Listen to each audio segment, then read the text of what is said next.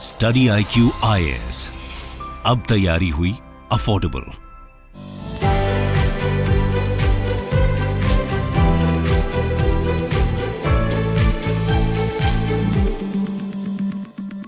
नमस्कार दोस्तों, देश के अंदर पहली बार 13 राज्यों को बैन किया गया है कि वो पावर एक्सचेंज से इलेक्ट्रिसिटी नहीं खरीद सकेंगे। आप ध्यान रखिएगा कि जो बिजली आपके घरों तक पहुंचती है वो आपका डिस्कॉम पहुंचाती है, जिसको हम कहते हैं डिस्ट्रीब्यूशन कंपनी, शॉर्ट में इसको डिस्कॉम कहा जाता है। लेकिन ये जो डिस्ट्रीब्यूशन कंपनीज हैं ये इलेक्ट्रिसिटी प्रोड्यूस नहीं करती। इलेक्ट्रिसिटी प्रोड्यूस किया जाता है जेनकॉम्स के द्वारा, जिनको कहा जाता है जनरेशन कंपनीज। तो यहां पर क्या है कि डिस्ट्रीब्यूशन कंपनी इनसे यहां पर बिजली खरीदती हैं और फिर आपको घरों तक बिजली पहुंचाती हैं। लेकिन हुआ क्या है कि बहुत से राज्यों में ये जो डिस्कॉम है, जैसे कि आजकल बहुत सारे प्राइवेट डिस्ट्रीब्यूशन कंपनीज भी आ रही हैं, पहले ज्यादातर सरकारी कंपनीज हुआ करती थी, लेकिन यहां पर जो डिस्ट्रीब्यूशन कंपनीज हैं उन्होंने अपना बकाया नहीं चुकाया है। जो उन्होंने बिजली खरीदा था उसका बकाया नहीं चुराया, जिसकी वजह से 13 राज्यों के अंदर जो डिस्ट्रीब्यूशन कंपनीज हैं उनको पावर एक्सचेंज से बैन किया गया है। ये आप देख सकते हो, dark times ahead for 13 states after being barred from power exchanges for failing to clear dues. तो इसको डिटेल से समझेंगे कि ये पावर एक्सचेंज है क्या, यहां पर क्या लॉन्ग टर्म इंपैक्ट हो सकता है 13 राज्यों के ऊपर, वो सारी चीजें क्या है मैं आपको डिटेल से बताऊंगा। चलिए आगे बढ़ते हैं, लेकिन उसके पहले ध्यान रखिएगा दोस्तों, 22 अगस्त से हमारा यूपीएससी का बैच स्टार्ट हो रहा है, जिसके अंदर प्रीलिम्स और मेंस की पूरी तैयारी कराई जाएगी at a very affordable rate by using the code Ankit live. हमारे ऐप और वेबसाइट पर आप ये कोर्स सिर्फ 19,000 में ले सकते हैं। आपको हमारे ऐप और वेबसाइट पर जाना है और इस कोर्स को सेलेक्ट करना है। हर रोज सुबह 8 बजे क्लास होगी, 900+ आवर्स ऑफ लाइव टीचिंग कराई जाएगी, MCQ, daily current affair, test series. इसके अलावा आपके मेंस के लिए आंसर राइटिंग प्रैक्टिस भी कराया जाएगा। साथ ही साथ आपको एक मेंटर अलॉट किया जाएगा। कोई दिक्कत है, प्रॉब्लम है, आप अपने मेंटर से पूछ सकते हैं। और इसका पूरा स्केड्यूल पहले ही आप यहां पर देख पाओगे। और इकोनॉमी का एक बहुत ही important pillar that is banking वाला, वो भी मेरे द्वारा कराया जा रहा है। इसके अलावा अगर आपको ऑप्शनल की तैयारी करनी है, पॉलिटिकल साइंस और ज्योग्राफी, वो भी आप ले सकते हैं। एंड अगेन यहां पर भी आपको यूज करना है कोड अंकित लाइव, ताकि आपको मैक्सिमम डिस्काउंट जो है वो मिल सके। इसके अलावा अगर आपको MCQs अटेम्प्ट करना चाहते हैं, मेरे इंस्टा पेज पर जाइए, वहां पर स्टोरीज में जितने भी MCQs हैं उसको आप अटेम्प्ट कर पाएंगे। चलिए शुरुआत करते हैं और सबसे पहले देखते हैं एग्जैक्टली हो क्या रहा है। देखिए, सेंट्रल गवर्नमेंट के द्वारा थर्सडे को, कल की बात है, 27 डिस्ट्रीब्यूशन कंपनीज जो कि लगभग 13 राज्यों में है, उनको पावर एक्सचेंज से बार कर दिया गया है। मतलब कि वो वहां पर बाइंग और सेलिंग नहीं कर पाएंगे। इसका मेन कारण क्या है? क्योंकि उन्होंने यहां पर अपना पेमेंट जो बकाया था वो जनरेशन कंपनीज को नहीं दिया है। और ये जो अफेक्टेड स्टेट्स हैं वहां पर प्रॉब्लम ये हो रहा है कि अगर मान लो सपोज वो पावर नहीं खरीद पाएंगे तो जाहिर सी बात है जो बिजली आपके घरों तक आती है उसको आने में दिक्कत होगी और पावर आउटेजेस देखने को मिल सकता है, ऐसा बताया जा रहा था। तो कल जैसे ये खबर आया, इसको देखते हुए कुछ जो राज्य हैं वो जल्दी से यहां पर रश किए ताकि वो जो अपना बकाया है उसको पेमेंट कर सकें, ताकि उन राज्यों के अंदर यहां पर प्रॉब्लम ना आए। वैसे मैं आपको बता दूं, 13 राज्य में से 6 राज्य ऐसे अभी के लिए बताया जा रहे हैं जिन्होंने अपना तुरंत जो बकाया है उसको चुकाने की कोशिश की है। तो चलिए और अच्छे से समझेंगे। सबसे पहले तो हम समझते हैं कि ये पावर एक्सचेंज है क्या, मतलब कि पावर एक्सचेंज से उनको बैन किया गया है। देखिए, एक प्रकार का प्लेटफॉर्म है, एक प्रकार का मार्केट है, जैसे शेयर मार्केट होता है। आजकल सब कुछ ऑनलाइन हो गया है, तो शेयर मार्केट में आप क्या करते हो, वहां पर जो ऑनलाइन माध्यम से आपको कोई स्टॉक खरीदना है, रिलायंस, टाटा, बिरला, कोई भी शेयर खरीदना है, आप वो जो है खरीद सकते हैं, बेच सकते हैं, जैसे चाहे कर सकते हैं। वैसे ही ये एक्सचेंज है। अब आप खुद सोचो, आप घर में बैठे हो, क्या आपको पावर खरीदने की आवश्यकता है? आप डायरेक्टली तो खरीदोगे नहीं, आपको तो बिजली मिलती है ना किसी कंपनी के द्वारा। तो ये बेसिकली डिस्ट्रीब्यूशन कंपनीज के लिए एक्सचेंज है। जो डिस्ट्रीब्यूशन कंपनीज हैं वो यहां पर बाइंग एंड सेलिंग कर सकती हैं। अब ध्यान रखिएगा, मार्केट इकोनॉमी के अंदर अगर आपको प्राइस एफिशिएंसी चाहिए डिमांड और सप्लाई के बेसिस पर, तो मार्केट एक सबसे बेहतर तरीका होता है प्राइस को जानने का। और मान के चलो, अगर गवर्नमेंट कंट्रोल करती है तो उसमें बहुत सारी प्रॉब्लम्स आती हैं, दिक्कतें आती हैं। आई एम श्योर कि आपने इकोनॉमी में वो सब पढ़ा होगा कि गवर्नमेंट कंट्रोल से क्या होता है। तो गवर्नमेंट ने क्या किया कि मार्केट के ऊपर छोड़ दिया, जो सप्लाई है, जो डिमांड है, उसके हिसाब से प्राइस घटता बढ़ता रहेगा। मतलब कि 1 वॉट 2 वॉट में जितना भी मेगावाट आपको बिजली वगैरह खरीदना है वो डिस्ट्रीब्यूशन कंपनीज यहां पर आकर अपने बिजली को खरीद सकती हैं। लेकिन ध्यान रखिएगा, ये जो पावर एक्सचेंज है यहां से ये शॉर्ट टर्म में खरीदती हैं।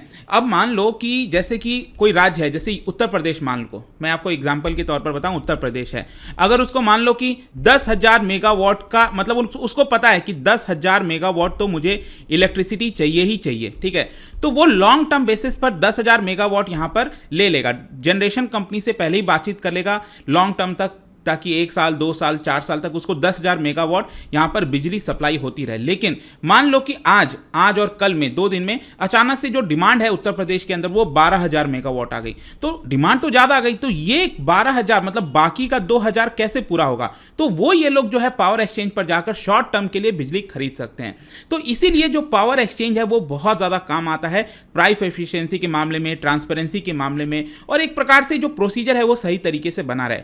भारत के अंदर अगर अभी आप देखोगे करंट में 3 पावर एक्सचेंजेस हैं। एक है आपका इंडिया एनर्जी एक्सचेंज जो कि ओल्डेस्ट है, सबसे ज्यादा यहां पर ट्रेडिंग होती है, दूसरा है आपका पावर एक्सचेंज इंडिया, और तीसरा हिंदुस्तान पावर एक्सचेंज, ये रिसेंटली ही अभी जस्ट ओपन किया गया था, पिछले महीने आई थिंक ये बात है, हिंदुस्तान पावर एक्सचेंज। जैसे कि आपने सुना होगा ना, अगर आपको शेयर खरीदना है तो आप नेशनल स्टॉक एक्सचेंज से भी ले सकते हो, आप चाहो तो बॉम्बे स्टॉक एक्सचेंज से भी ले सकते हो। उसी प्रकार से अलग अलग एक्सचेंज आपको देखने को मिलता है पावर के मामले में भी। जैसे कि इंडिया एनर्जी एक्सचेंज, इसका खुद का शेयर है, मतलब ये कंपनी लिस्टेड है, ये अभी आप देख सकते हो, जैसे ये खबर आई तो आज इसका मार्केट भी, जो इसका शेयर प्राइस है वो भी नीचे चला गया था। जाहिर सी बात है, क्यों? क्योंकि यहां पर अगर स्टेट जो है डिस्ट्रीब्यूशन कंपनीज ट्रेडिंग नहीं कर पाएंगी तो एक प्रकार से इनको लॉस होगा, क्योंकि यहां पर जितना कम ट्रेडिंग होगा वो इनका लॉस होगा एक प्रकार से। तो इसीलिए यहां पर आई होप कि आप समझ पा रहे होंगे।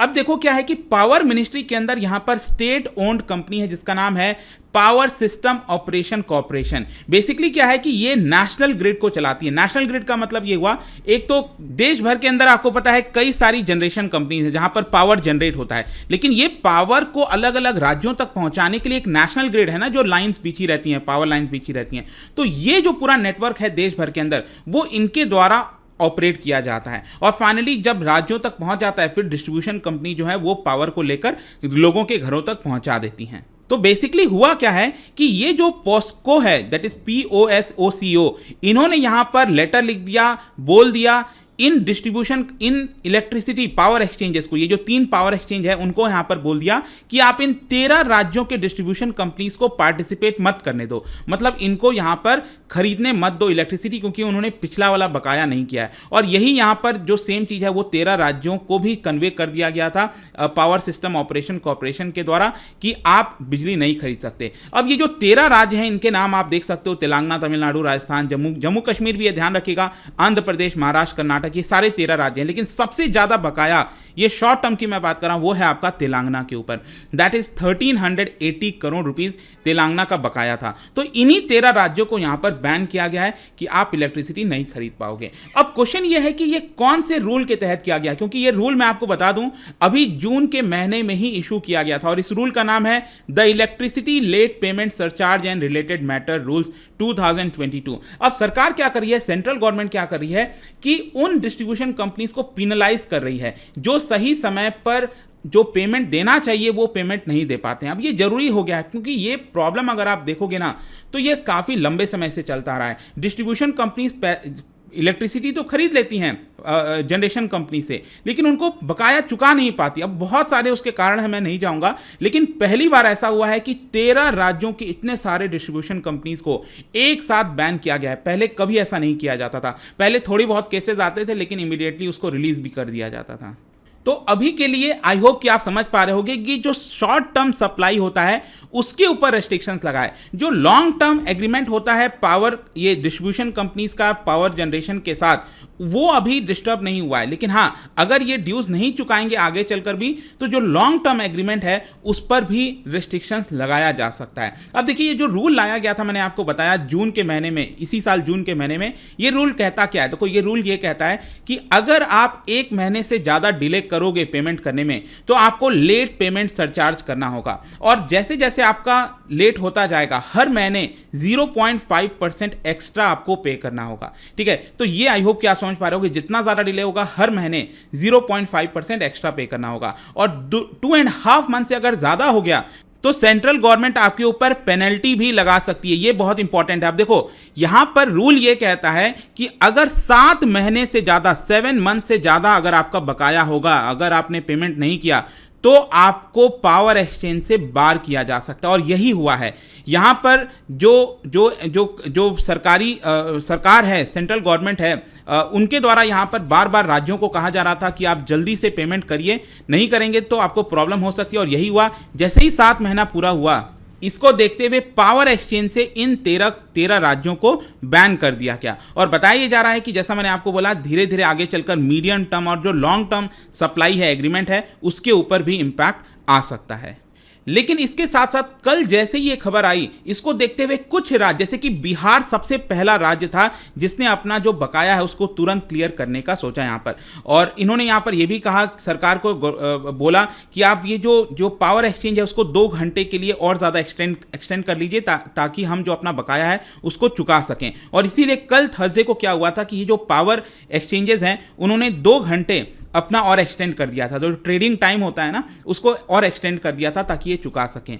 तो ये पूरा मामला था दोस्तों। लेकिन जाने से पहले यहाँ पर मैं आपको बता दूं, ये जो डिस्ट्रीब्यूशन कंपनीज हैं, टोटल अगर आप इनका डेट देखोगे तो ये लगातार बढ़ता जा रहा है। आज की डेट में 1.2 लाख करोड़, जी हाँ 1.2 लाख करोड़ ये टोटल बकाया है हमारे देश के अंदर जितने भी डिस्ट्रीब्यूशन कंपनीज हैं। ये आप देख सकते हो, सबसे ज़्यादा बकाया 1.2 लाख करोड़ में से सबसे ज़्यादा बकाया महाराष्ट्र के अंदर है। 22,000 करोड़ का बकाया महाराष्ट्र में मिलेगा। ये जितना रेड कलर में आप देख रहे हो, डार्क कलर में, यहाँ पर सबसे ज़्यादा बकाया है। तमिलनाडु हो गया, तेलंगाना हो गया, आंध्र प्रदेश हो गया, उत्तर प्रदेश में भी ठीक ठाक बकाया है। लेकिन गुजरात, राजस्थान, पंजाब, ये सब जो राज्य आप देख रहे हो, यहाँ पर उनके ऊपर उतना ड्यूज नहीं है। सबसे ज़्यादा ड्यूज किसके ऊपर है? यहाँ पर महाराष्ट्र के ऊपर है। तो देखते हैं आगे क्या होता है। ऑल्दो सरकार कह रही है कि हमने बहुत से स्कीम्स लेकर आए, जैसे कि अभी मई के महीने में सरकार एक स्कीम लेकर आई थी ताकि 48 अलग अलग इंस्टॉलमेंट में ये लोग अपना पेमेंट कर सकें, बकाया कर सकें। लेकिन वो भी सही नहीं हो पाया। मुझे तो याद है कि 2015 में जब मैं भी यूपीएससी की तैयारी कर रहा था, तब एक स्कीम आया था, शायद मुझे ध्यान नहीं आ रहा, लेकिन उजाला डिस्कॉम अश्योरेंस योजना, इस तरह करके एक स्कीम था, तो वो भी सही से आगे नहीं चल पाया। तो बहुत सारी दिक्कतें हैं डिस्कॉम्स के अंदर। बट आई होप कि ये जो पूरा टॉपिक था वो आपको अच्छे से समझ में आ गया होगा। जाने से पहले एक इंटरेस्टिंग क्वेश्चन, क्योंकि हम इलेक्ट्रिसिटी की बात कर रहे हैं, क्या बता सकते हो कि देश के अंदर second largest source of electricity ये कहाँ से आता है? इसका सेकेंड लार्जेस्ट, ध्यान रखिएगा, इसका राइट आंसर आपको पता ही है। मेरे इंस्टाग्राम पर तो मिलेगा ही, वहाँ पर अगर आप नहीं हो कोई बात नहीं, टेलीग्राम से भी ले सकते हैं इसका सही उत्तर। मैं कई सारे जो MCQs हैं वो यहाँ पर स्टोरीज में डालता रहता हूँ। बाकी अगर आपको PDF चाहिए तो टेलीग्राम पर आइए, अलग अलग सोशल मीडिया पर आप जुड़ पाओगे। और जैसा मैंने बताया, यूपीएससी की तैयारी दोस्तों आप काफ़ी आसानी से कर सकते हैं by using this code Ankit live, ताकि मैक्सिमम आपको डिस्काउंट मिले। और ध्यान रखिएगा, इसमें पूरा प्रिपरेशन आपका कराया जाएगा, लाइव क्लासेस कराई जाएंगी। So hurry up guys, see you there in the class. Thank you so much. I hope कि वीडियो आपको पसंद आया होगा। स्टडी IQ IAS, अब तैयारी हुई अफोर्डेबल।